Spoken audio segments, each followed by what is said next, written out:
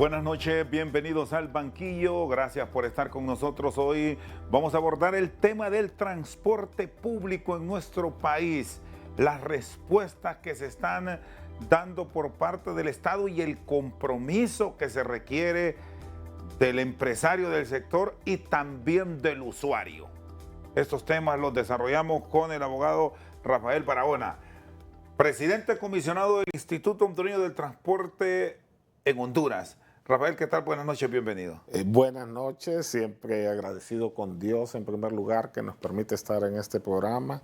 Agradecerle a usted por abordar este tema que es de vital importancia porque todos los días 1 millón de personas se abordan un autobús, un taxi para desplazarse a sus lugares de trabajo, sus centros de estudio y por lo tanto se trata de enfocarnos en mejorar la calidad de este servicio para que la población pueda ser tratada con niveles de dignidad. Bueno, son diferentes los sectores que ustedes regulan y ahora con las nuevas incorporaciones, porque si bien no está contemplado como transporte público como tal, las mototaxis ya es un vehículo habilitado en casi todo el territorio nacional. Quiero empezar con ellos. ¿Cómo están ahora mismo buscando resolver este problema, Rafael? Muy bien. En primer lugar, nos hemos reunido tanto con las organizaciones de mototaxis, pero también con los distribuidores e importadores de mototaxis. Ellos no pueden seguir vendiendo este vehículo de transporte así antojadizamente, sin ningún tipo de regulación. Esa venta ahora va a ser regulada.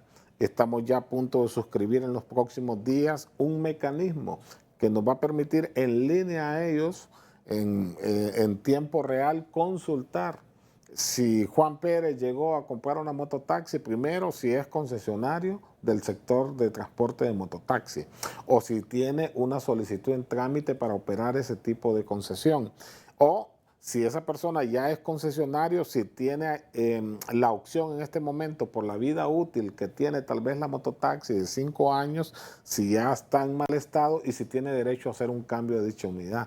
Pero ya no va a funcionar el mecanismo que le va a ir a comprar cualquier persona, porque hemos hablado claramente con los vendedores de estas mototaxis que aunque estén nuevas esas unidades, si nosotros las encontramos en la calle y si han sido vendidas así de manera irresponsable, van a ser decomisadas por 6 meses y por lo tanto están exponiéndose ellos a perder una inversión por 6 meses que va a estar en los planteles del IHTT, decomisada una unidad de transporte que cada vez que se vende sale a operar de manera ilegal. Eso ya no se puede permitir. Esa es una de las modalidades del transporte que creció en los últimos años de manera irresponsable. Estamos tratando de legalizar a todos los que tienen un derecho.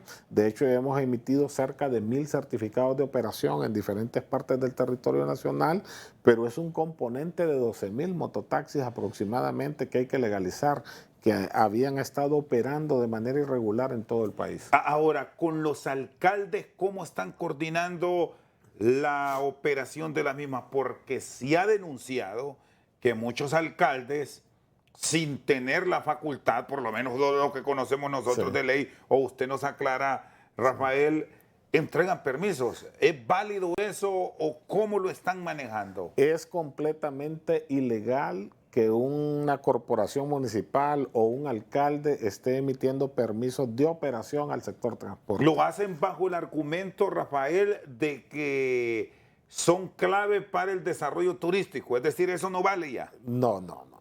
Los alcaldes deben de dar el permiso de operación de negocio, pero en el caso del sector transporte, ¿a quiénes se los deben de dar? A aquellos que ya tienen un permiso de explotación y un certificado de operación emitido por el IHTT. Si el transportista no reúne esas condiciones o el concesionario no reúne esas concesiones, ninguna corporación municipal tiene por qué estar emitiendo permisos. Ese es el procedimiento correcto. Nosotros entendemos de que muchos alcaldes se metieron a tratar de regular un poco esta actividad de mototaxi por el mismo abandono institucional que tuvo el IHTT, en el sentido que esta institución pasaron 12 años quizás y solo emitían 1.500 permisos al año. Ahora nosotros emitimos 32.000 certificados de operación el año pasado y hoy estamos entregando 2.600 certificados cada mes. Es decir, que vamos a volver a llegar a los 30.000 si no sucede nada extraordinario. Pero estamos ahora avanzando y quiero adelantar esto porque es fundamental. El 24% de los trámites que se han hecho este año ya se van en automático.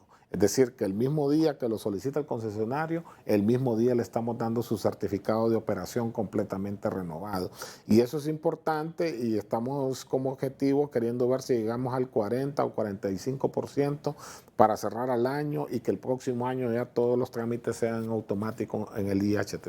Bueno, estamos observando aquí unas imágenes de la forma en que se desplazan estas mototaxis, esta modalidad que ya llegó y se quedó. Me dice que hay alrededor de 12.000 a nivel nacional, pero de estas identificadas por parte del Instituto del Transporte, que saben dónde están, y esto más importante aún, abogado Barahona, sí, ¿quién las conduce? Sí. Porque ese es el otro gran problema. Bueno, ahí vemos esta imagen, este es un menores niño, de edad. Menores de edad.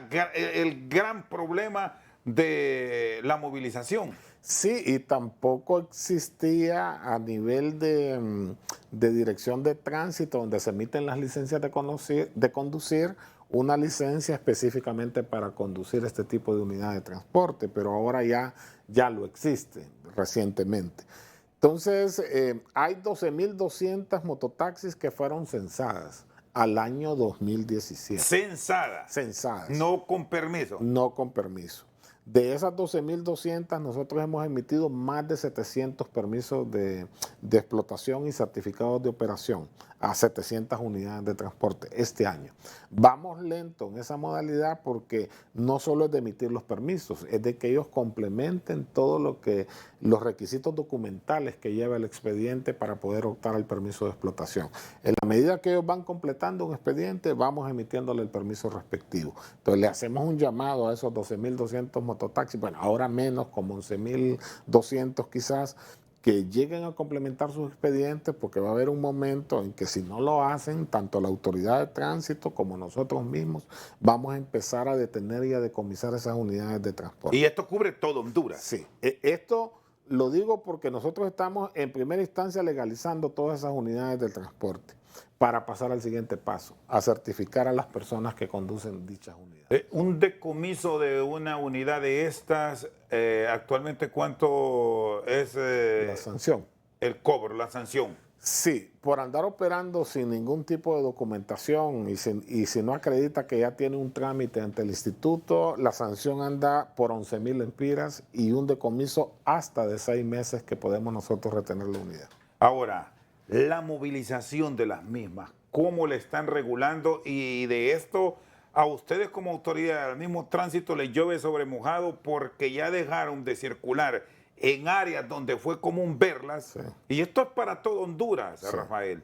Ya están entrando a los bulevares, a las carreteras, calles abiertas, calles de alto tránsito, las vemos, sí, en la carretera del norte, que se cruzan sin ningún problema. Sí, eso es ilegal, no es el área de operación que legalmente está establecido por ellos. No hay duda de que nosotros a nivel de autoridad de gobierno, con la Secretaría de Seguridad a través de la Dirección de Tránsito, nosotros como instituto y con apoyo de otras autoridades, por tratarse de una modalidad del transporte altamente también conflictiva, debemos de tener un abordaje que nos permita garantizar más orden en la forma como están operando, que nos permita ser más enérgicos también cuando corresponda y también ir legalizando poco a poco para garantizar de que si hay una mototaxi operando afuera es porque ya tiene una concesión otorgada por el gobierno de la República, pero que además esa persona que conduce esa mototaxi lo va a hacer de manera responsable, que vas a haber pasado un proceso de certificación que incluye no solo un módulo de clases por 22 hasta 40 horas, sino que las pruebas toxicológicas, las de antecedentes, las psicométricas, etcétera, todos los módulos en conocimiento, porque a fin de cuentas ellos andan transportando seres humanos ahí y tenemos que valorar las vidas de las personas que cada día abordan estas unidades de transporte. Incluso la cantidad de personas que movilizan.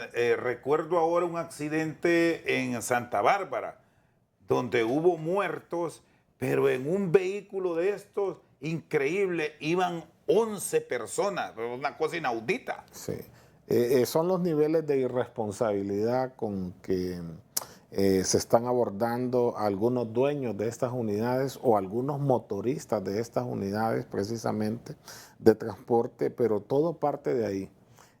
Si tú tienes un negocio, tú eres el principal responsable en cuidar ese negocio, porque para ellos esta actividad de transporte es un negocio que les representa una renta económica y para nosotros como gobierno ejercemos una actividad regulatoria, pero que su origen principal en poner en manos de un irresponsable una unidad de transporte de esta radica en el dueño de la unidad o en el dueño de la concesión, y allí es donde hay que hacer llamados enérgicos cada día para que estas cosas no pasen. Bueno, ya para ir pasando a otras modalidades, y esto sí cubre todo, el tema de tránsito con la licencia. Bueno, hemos observado menores de edad conduciendo, personas sin tener licencia conduciendo autobuses, taxis, motocicletas, mototaxis. ¿Cómo esperan controlar esto? Porque aquí el gran aliado tránsito les falla. Sí, nosotros vamos a coordinar esfuerzos con tránsito, con IATFA, ya tenemos un borrador de un convenio para aplicar en tiempo real ahí también las pruebas toxicológicas a los motoristas del transporte público, más con los inspectores del IHTT. Tenemos que unir esfuerzos todas las instituciones para garantizarle a la población que por lo menos la persona que anda conduciendo esa unidad de transporte es una persona que ha pasado ya una serie de pruebas y que por lo tanto esperamos que actúe con un mayor nivel de responsabilidad y no como normalmente pasa. Y digo como normalmente pasa porque esto es un problema histórico y cultural en el sector del transporte público que definitivamente hay que corregir y no hay más tiempo. Rafa, ¿se debe detener por un término prudencial a una persona que anda conduciendo, sea este taxi, autobús, mototaxi, si no anda licencia o por lo menos, bueno, ahora no hay, pero que ande una documentación que certifique justamente esto, que la tiene en trámite, que tiene pruebas psicológicas en buen estado, su vista en buenas condiciones, todos los requerimientos? Si alguien no anda, ¿se le debe detener? Sí, nosotros vamos a un proceso todavía más integral. Primero, a sacar a todas esas personas que andan conduciendo de manera irresponsable una unidad de transporte público, en todas sus modalidades, ¿verdad? Bus, taxi, bus urbano, interurbano, mototaxi, también hay que llegar a ese nivel, ¿verdad? En transporte de carga, que es donde más hemos certificado pilotos y donde hay una mayor cultura de recibir este tipo de capacitaciones. Ahí hemos capacitado cerca de 6,000 motoristas ya del transporte de carga en ¿qué? 14, 15 meses aproximadamente. Ahora, sí, cuando digo que vamos a integralmente es porque, bueno, lo vamos a parar, definitivamente no puede conducir una unidad de transporte, pero el IATFA tendrá que darle seguimiento a esta gente para darle una oportunidad también de rehabilitación. O sea, el autobús o el taxi lo decomisan. Lo decomisamos nosotros y puede volver a circular cuando acrediten que va a tener un motorista responsable. ¿Pero paga multa? Sí, paga multa. ¿Cuánto es una multa? Bueno, la multa la primera vez es de 600 lempiras. La segunda vez de 2.500 y la tercera vez de 3.500. Cuando llegamos a la tercera, podemos decomisar nosotros la unidad. Muchos dicen que por eso es tanto el abuso, porque 600 lempiras es muy poco. ¿Han pensado en ir con esta acción coercitiva mucho más drástica? Sí, es que ya no van a tener ellos ninguna otra opción. Si no anda el piloto debidamente certificado, es decir, el motorista de cada unidad no anda debidamente certificado y no anda portando su licencia de conducir, muy difícilmente va a poder trabajar. Nosotros hicimos una prueba piloto en transporte urbano aquí en el Distrito Central de 72 personas que se capacitaron, se pudieron certificar 40, los otros 32 no se quisieron someter por ningún punto de vista a las pruebas toxicológicas, por lo tanto no fueron certificados. Y de todo ese grupo también un porcentaje importante, un poquito más del 50% salía con un perfil psicológico altamente violento. Es decir, ahí hay mucho trabajo por hacer. No se trata solo de descartar la gente, pero debemos de tener planes integrales que sirvan para comprender por qué el comportamiento también de estos motoristas. Como les digo, tenemos que buscar alternativas de solución para ellos a través de programas de rehabilitación, pero de momento definitivamente no podrán conducir esas unidades de transporte. Rafael Barahona, presidente comisionado del Instituto Hondureño del Transporte Terrestre, al banquillo. Pausa, ya regresamos. Seguimos al banquillo con el abogado Rafael Barahona. Para no solo estar pensando en lo negativo, ¿cuántos conductores que ustedes han certificado han salido con notas sobresalientes para empezar? Sí, los que han pasado el proceso de certificación son 5.777 a la fecha. Se quedaron en el camino alrededor de algunos 1.000 aproximadamente. Que ¿Y el común de ese millar que no pasó, qué es? Pruebas toxicológicas, pruebas psicométricas, o no pudieron reunir algún requisito documental que también se pide como antecedentes judiciales.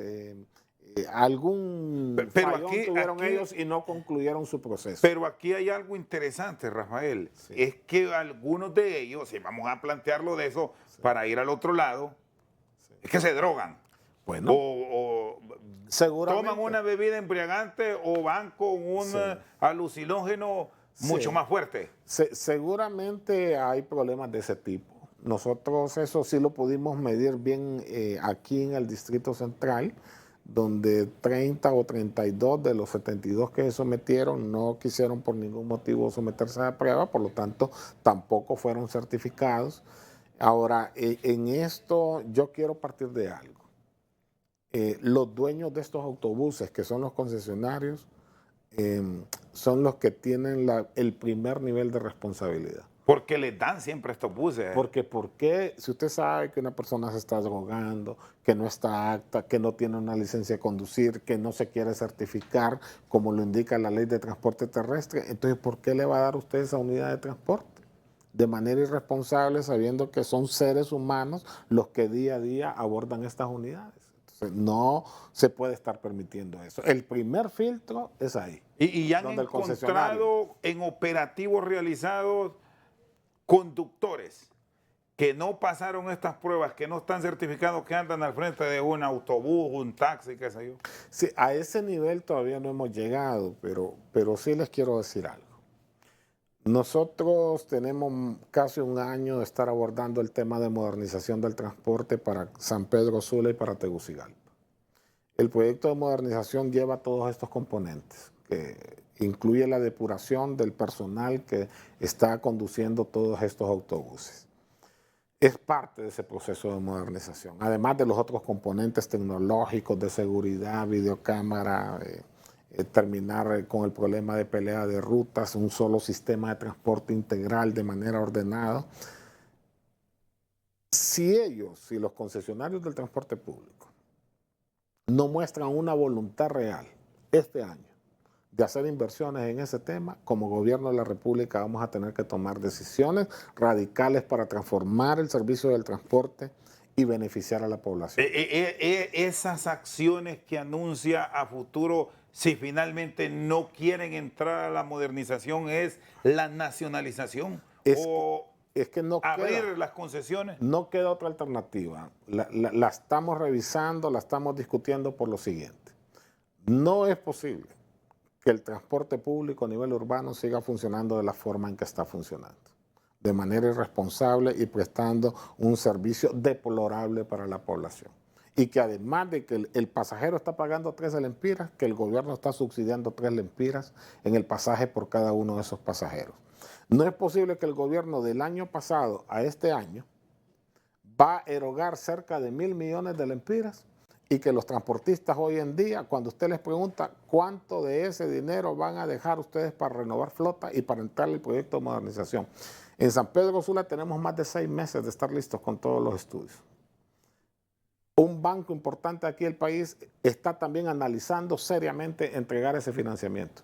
Y hoy que llega el momento de decidir cuánto van a poner los transportistas también para un proyecto que es de ellos, porque para los transportistas esto es un negocio, ¿verdad? Para nosotros es una actividad que regulamos para que se garantice un buen servicio a la población. Entonces, pero hoy que estamos ya en el punto de decisión donde el banco también les está pidiendo a ellos como contraparte que pongan para asumir el riesgo ellos un porcentaje de la inversión total del proyecto, están diciendo que no tienen recursos, cuando están recibiendo 200 y 300 millones de Pero ellos argumentan, refiriéndose al sector empresarial ligado a este rubro, Rafael, que no tienen esa disponibilidad de recursos porque el Estado no les paga.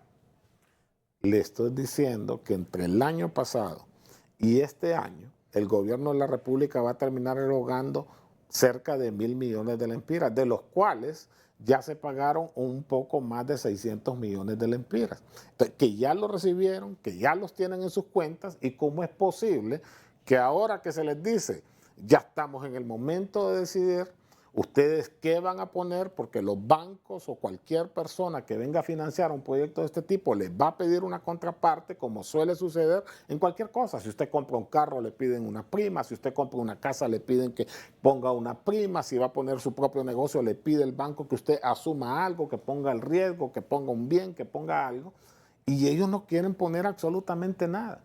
Entonces, ahí es donde usted demuestra la voluntad. ¿Qué es lo que quiere realmente? ¿Quiere seguir con un servicio deplorable para la población, esquilmando al gobierno, sacándole recursos? Sí, para darles 1.000 millones a ellos, mejor compramos los autobuses y los ponemos a operar. Pues, termina el problema. ¿Y ese es un proyecto que ustedes ya se lo han trasladado a ellos? ¿O aceptan el cambio o el gobierno va a poner su propio sistema de movilización? Mire, hace un mes y medio yo ya les dije a ellos. Y los reunía a todos los concesionarios. Esto corre, solo para aclarar esto, Rafael, para el usuario de Tegucigalpa y San Pedro Sula. Sí, Tegucigalpa y San Pedro Sula. Estamos hablando que son las dos ciudades con mayores niveles de población en el país, donde más, donde se pueden beneficiar 500.000 de personas, ¿verdad?, transportándose todos los días de un lugar a otro, a través de la mejora de un servicio. Entonces, no es posible que están recibiendo un beneficio y que sigan diciendo, ya día los escuchamos decir nosotros hace años, que deben 1.000 millones al banco. Pero entre lo que les pagó los 12 años de las administraciones anteriores, más lo que este gobierno de la República les ha estado pagando, le hacemos la suma y todo eso debería estar saldado. Entonces, no es posible que vengan a decir aquí que no tienen un peso partido por mitad para metérselo al proceso de modernización y al proceso de refundación de transporte, al proceso de cambio radical en el sistema del transporte público. Y digo radical porque la gente no merece seguir siendo tratada como lo es actualmente en estas unidades de transporte. ¿Quiénes son los que más resisten a este cambio? Porque hay diferentes concesionarios, muchas rutas. Sí. 2 ciudades involucradas. ¿Han identificado quién no quiere? Es que cuando usted los entrevista y les pone el micrófono, todos lo quieren. Pero cuando llega la hora de decidir y que el banco, que el inversionista les dice, hay que poner esto de contraparte, no quieren poner ni un 5. Entonces, ¿cómo es que quieren hacer cambios? ¿Quién va a poner esa plata? ¿Cuál es la contraparte estimada? Bueno, puede ser entre un 10 y un 15% de la inversión total del proyecto. Es decir, si un proyecto cuesta 80, 90 o 100 millones de dólares, por ejemplo en San Pedro Sula, que estamos hablando de cerca de 700 unidades de transporte nuevo, con sistema de recaudo moderno, electrónico, tecnológico, abierto, para que usted pague con celular o con tarjeta exclusiva de transporte, con tarjeta de débito, de crédito, etcétera, más todos los componentes de seguridad, con video, botones de pánico, etcétera, con todo lo que se ha hablado aquí, que ya tenemos más de una década de estar hablando de eso. Entonces, no es posible que hoy que llega el momento de decidir y que ellos son los que tienen que poner su disposición y su voluntad manifiesta ya con hechos concretos, ¿verdad? Siempre le dan largas y le dan largas y le dan largas al asunto. Es decir, que aquí estamos expuestos a seguir con un sistema eso no va a pasar. Desordenado. Eso no va a pasar. Yo ya les dije, este año, si ustedes nos muestran una voluntad clara de transformar el servicio de transporte público, de modernizarlo, no esperen subsidio para el siguiente año. Que para estar tirando el dinero así, mejor vemos y buscamos soluciones integrales y una respuesta verdadera para la población en temas de transporte público. ¿Y el Estado qué garantías está trabajando desde ya para ofrecer un servicio efectivo? Porque históricamente usted que ha estado en ambos lados, en el sector privado y ahora en la parte estatal, la administración pública no ha sido un buen administrador, y más tratándose de autobuses que día a día que van a la actividad es deterioro seguro. Pero podemos buscar alternativas. Podemos buscar alternativas que las vamos a ir planteando. Ya tenemos las ideas, pero no las vamos a dar en este momento. Tenemos planteamientos serios de cómo poderlo hacer y de garantizar a la población un mejor servicio, porque algo está claro. El servicio que se está prestando en la actualidad no funciona y no sirve para la población. Pero hay que cambiar. Y si para los concesionarios del transporte esta actividad, ¿qué es? Es un negocio. No lo están haciendo por amor al arte, porque ellos aman al pueblo y le quieren prestar un buen servicio. Porque no es eso lo que han estado demostrando con sus prácticas. Entonces, para ellos este es un negocio. Para nosotros es la obligación de regular el servicio del transporte público. Y la ley de transporte privilegia ¿a quién?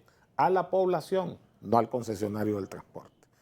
Es decir, que a ellos se les otorga para que lo exploten, para que generen un lucro ellos, pero a través de la prestación de un buen servicio, situación que no está pasando. Entonces, ese servicio bueno se tiene que garantizar a la población. Rafael Barahona, comisionado presidente del Instituto Hondureño del Transporte Terrestre, al banquillo. Pausa, ya regresamos. Seguimos al banquillo con Rafael Barahona. ¿Cuántos son? Es un país, Honduras, a pesar de los esfuerzos que hace una institución como el Instituto Nacional de Estadísticas, que no tiene números exactos. El transporte es lo mismo que el resto de la administración pública, Rafael. Sí, cuando nosotros llegamos encontramos en las bases de datos del IHTT alrededor de 148,000 unidades de transporte registradas, de todas las modalidades. Claro, transporte de carga es la modalidad que más tiene, ¿va? Desde un camión pequeño hasta los cabezales andan en más de 60,000 unidades de transporte. Las demás se distribuyen en interurbanos, que le sigue porque también el bus que opera de un pueblo a otro, entre departamentos, todos los que vienen a la capital, interdepartamentales, etcétera, que andan más de 22,000 unidades de transporte. Después transporte a nivel de taxis, que también son una buena cantidad, cerca de 20,000 quizás a nivel nacional. Y luego están los urbanos, que son menos. O sea, aquí en la capital operan 1,100 unidades de transporte que operan en la vida real, ¿va? Aunque hay 1,800 hay mucho brujo. certificados. Sí. Entonces póngale que la capital con 1,200, 1,300 unidades de transporte funciona adecuadamente. Luego San Pedro Sula, que anda una cantidad alrededor de unas 1,000 unidades de transporte, que también para que opere bien el sistema. Ceiba y Choluteca solo necesitan entre 90 y 100 unidades de transporte para operar. Conociendo ya el sector en casi 2 años, ¿se atrevería a decir dónde están los conductores que son mucho más responsables?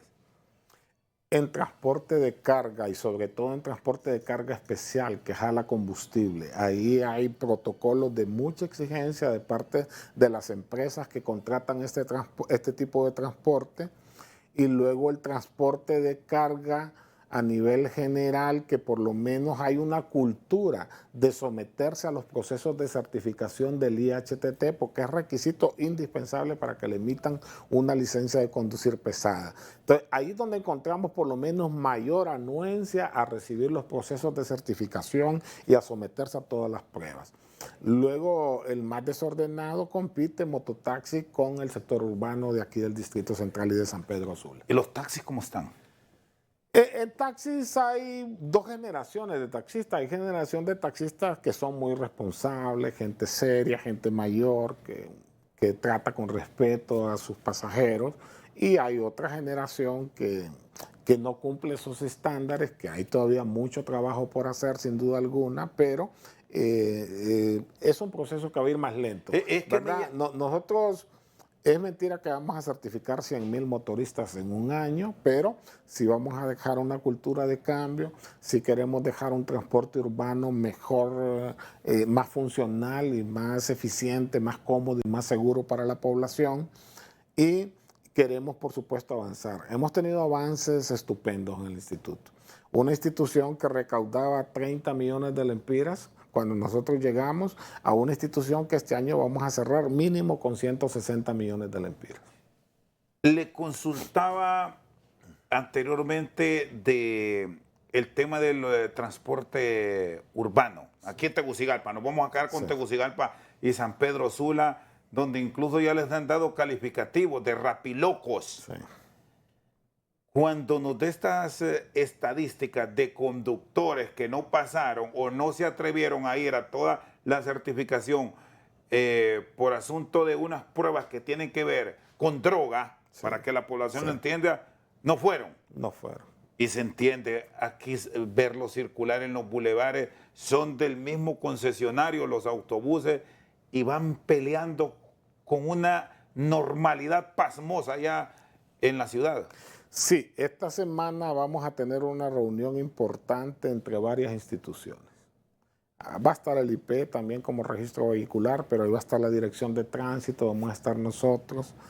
Vamos a tener apoyo más completo de la Secretaría de Seguridad, sin duda alguna, pero en los próximos días ustedes van a ver operativos integrales y completos en Tegucigalpa y en San Pedro Sula. No se puede permitir que estos empleados de los concesionarios del transporte público sigan tratando con las patas a la población. Eso es lo que hacen.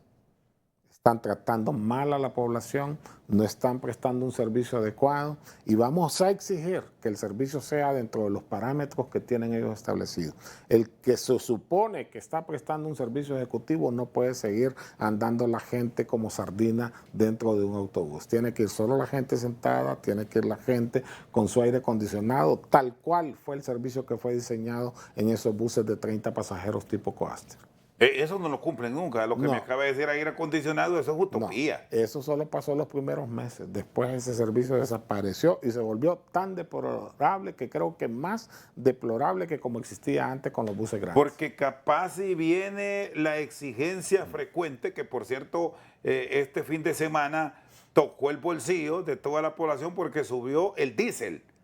3 lempiras y es el carburante que mueve el 90% quizás de la flota.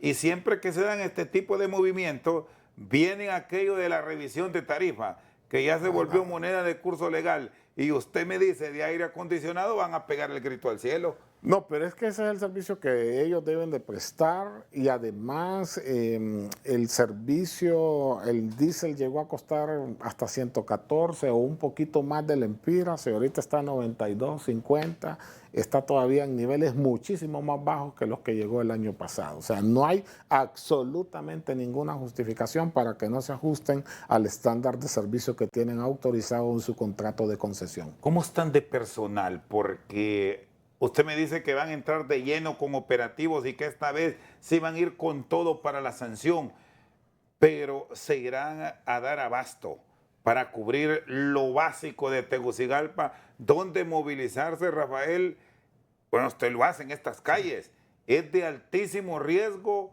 con los autobuses. Los autobuses, no digamos las motocicletas, que ese es un tema aparte que usted no lo regula, pero es preciso que de forma integral, ya que va a estar tránsito, el IP y a quien corresponda que también les den una orientación porque se pasan de abusivos.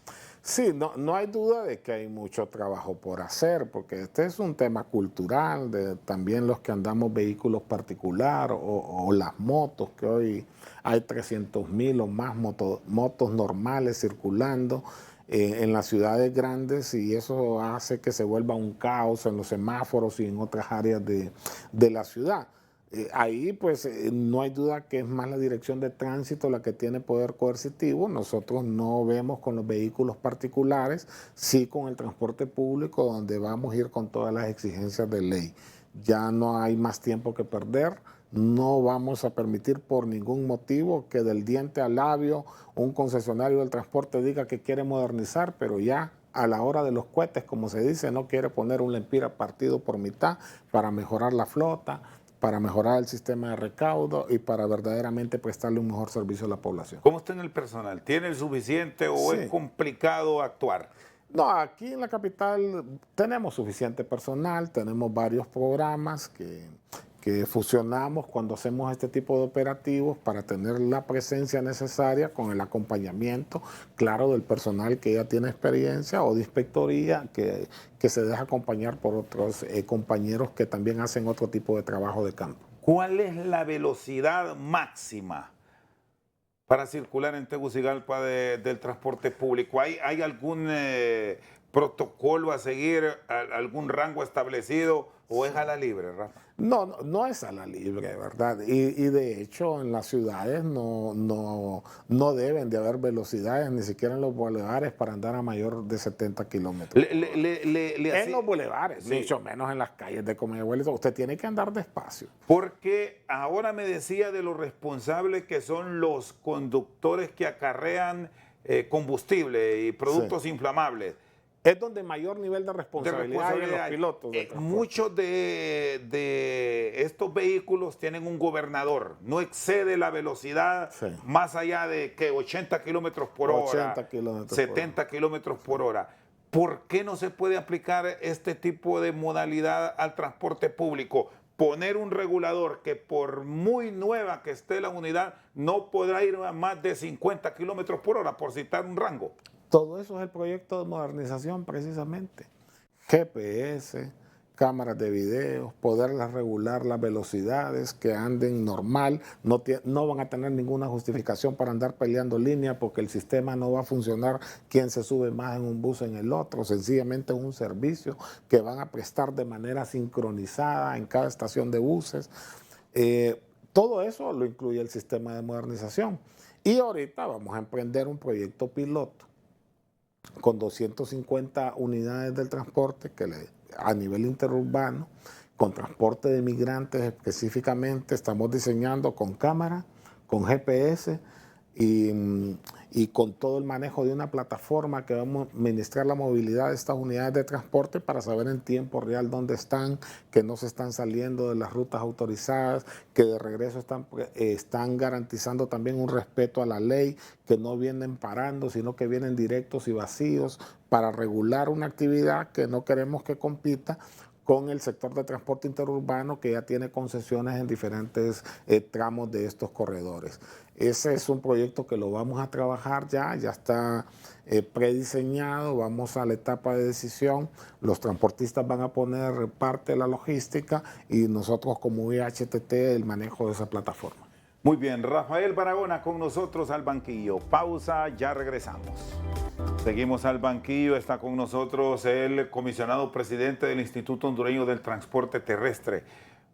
Usted lo ha dicho al inicio de su gestión y muchos que han estado involucrados en lo que fue la Dirección Nacional del Transporte y todos estos cambios que ha tenido a lo largo de los últimos años, que es complicado estar en medio de mafias.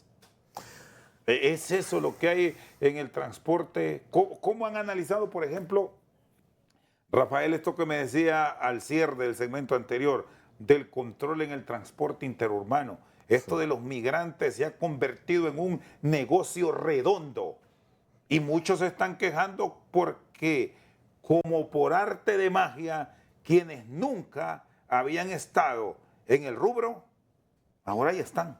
Sí, no hay duda de que la actividad de regular el transporte a nivel de migrantes golpeó fuerte a mucha gente que estaba esquilmando los bolsillos de los migrantes.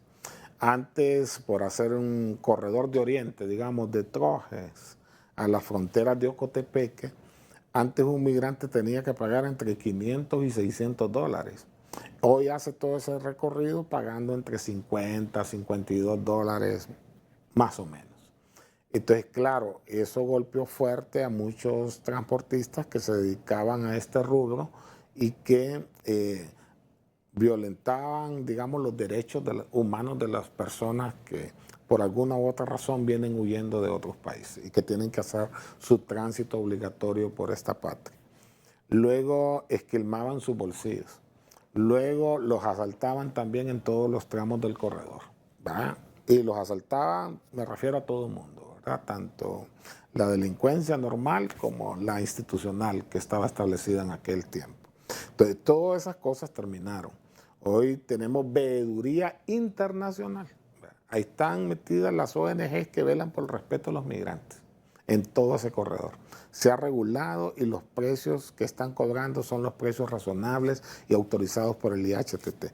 Se le dio prioridad siempre a los concesionarios históricos que existen en cada tramo de este recorrido y la demanda extraordinaria, el instituto definió asignárselas a otros transportistas que se dedicaban a turismo, que tenían sus actividades de transporte tal vez paradas porque era una actividad muy eventual que no era de trabajar así tan seguido. Entonces con ellos se determinó resolver esa demanda extraordinaria. Eso ya está más regulado en todo el corredor de Oriente. Hoy estamos regulando o empezando a implementar regulaciones para el sector del sur, de Choluteca, donde también están los mismos abusos y por supuesto esos transportistas que se han dedicado a eso, que cobran $200, por ejemplo, de Choluteca a Tegucigalpa, ¿verdad? Y después otros 200 o $300 hasta la frontera. Entonces, todas esas cosas, cuando usted las regula, está tocándole el dinero mal habido, por así decirlo, que se hacían a costa de los migrantes a algunos sectores del transporte. Entonces hoy ellos se sienten incómodos y también desatan campañas de desinformación. Pero mientras nosotros estemos haciendo lo correcto, seguimos adelante. Por cierto, ¿cómo va a quedar lo del sur? Ahí tienen un grave problema entre la terminal privada y la pública. Sí, es que los municipios se autodeterminan. Cada municipalidad define dónde es su terminal. En eso usted ya no se mete. En el caso de Choluteca, determinó que su terminal es la terminal nueva, la terminal del Pacífico, con ordenanzas municipales y con los decretos respectivos legislativos que se dieron en su momento desde el año 2017. Hoy está construido el proyecto, el municipio nos dice, esa es mi terminal oficial, yo la di en concesión, el municipio recibe un canon por la operación de esa terminal, recibe un ingreso y después de 20 años eso igual es del municipio. Entonces, en esa operación, nosotros lo que hacemos es regular que el transporte interurbano termine donde debe de terminar. Así pasó en Comayagua, así pasó en Danlí, así pasó en San Pedro Sula en su momento. Hoy pues está el tema de Choluteca que a nosotros nos ha tocado afrontar. Pero esa, digamos, es parte de la realidad. Los municipios son los que se autodeterminan, nosotros no le podemos ir a decir a ningún municipio, está como que el alcalde de aquí, Jorge Aldana, definiera un proyecto de gran terminal, una o dos terminales de autobuses interurbanos para la capital y nosotros le dijéramos, no, fíjese que no puede hacer eso, ¿va? Sería incorrecto desde nuestro punto de vista. Lo que nosotros hacemos es aplicar la ley y ayudarle a los municipios a que su ordenamiento territorial se dé de la mejor manera. Y en este caso, a nosotros también nos ayuda como transporte interurbano a una más efectiva y mejor regulación. Y en el marco de todas esas regulaciones y mejora, de momento, ¿cómo van a trabajar para darle tranquilidad, si es que se le puede dar al usuario y al mismo empresario del sector con este tema de la extorsión? Porque eso es una cosa de no acabar en el día a día. Bueno, las cárceles ya fueron intervenidas, que eran uno de los principales centros de operación para seguir haciendo actividades relacionadas con este flagelo de la extorsión. Nosotros hemos recibido información de diferentes concesionarios, de diferentes modalidades del transporte, que ya todas esas llamadas desaparecieron, ¿va? Que seguían, que los llamaban, que dejaban teléfonos y que los amenazaban, etcétera. Todo eso se ha regulado.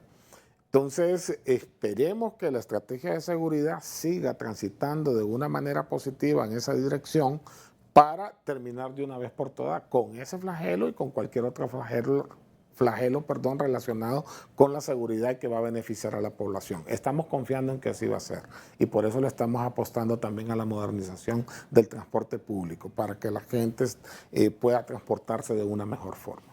Los policías en las unidades o por lo menos la ubicación de personal del mismo ejército que ha apoyado, ¿por qué solo se arrancó y luego se olvidó? ¿Qué pasó? Es parte de todos estos procesos y es parte de todos estos proyectos.